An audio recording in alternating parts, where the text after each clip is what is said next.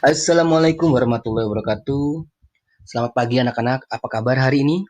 Semoga hari ini kita semua selalu dalam keadaan sehat walafiat. Amin, amin ya robbal alamin. Anak-anak, hari ini kita belajar tema 8, daerah tempat tinggalku. Subtema 3, keunikan daerah tempat tinggalku, pembelajaran 4. Anak-anak, Udin menonton pentas ketoprak Gajah Mada. Sumpah Palapa membawa petaka. Ketoprak dipentaskan oleh murid sekolah dasar. Udin senang dengan tokoh utamanya yaitu Patih Gajah Mada. Mereka senang dengan peran Patih Gajah Mada. Keluarga Udin keturunan Jawa. Ia merasa bangga dengan keberagaman kesenian Jawa.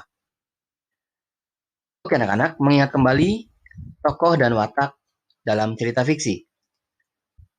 Oke anak-anak, kita ingat kembali tentang tokoh dan watak dalam cerita fiksi.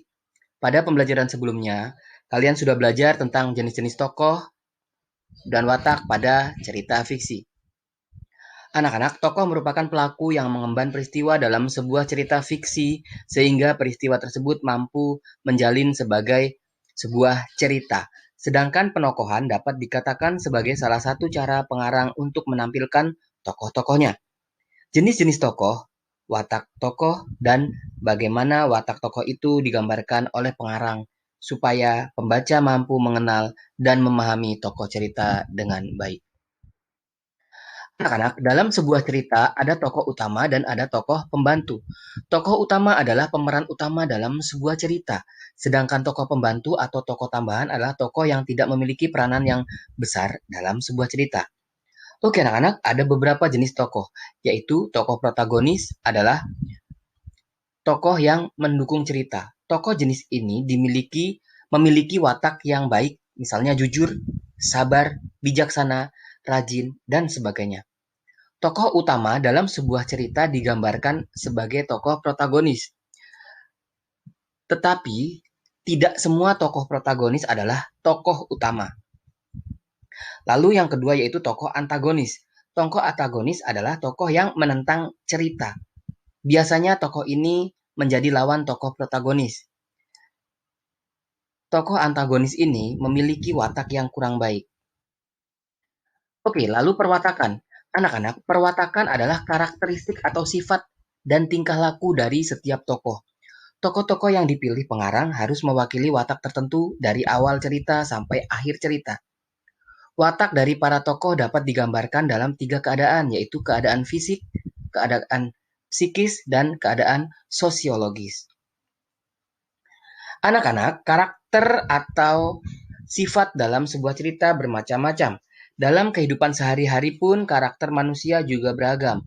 Meskipun demikian, manusia harus saling menghormati dan menghargai satu sama lain. Selain itu, sebagai manusia, kita harus saling membantu. Anak-anak, mata pencaharian penduduk dapat dilihat dari corak kehidupan penduduk setempat, yaitu corak kehidupan tradisional atau sederhana dan corak kehidupan modern atau kompleks.